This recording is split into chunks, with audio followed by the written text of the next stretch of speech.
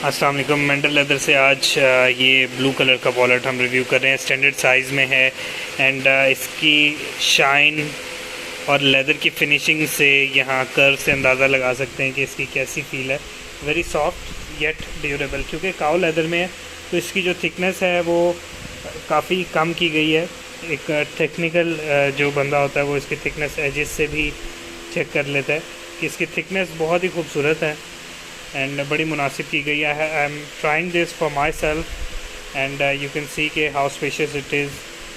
काफ़ी ज़्यादा इसमें कार्ड्स हैं, बीच में इसमें सेंटर फ्लैप है एंड देन साइड है। So many cards, couple of pockets for cash, very soft and elegant wallet. So you can purchase it from factory or place an order online. Manufactured right here at Mender in Pakistan. खूबसूरत leather wallet, luxury fashion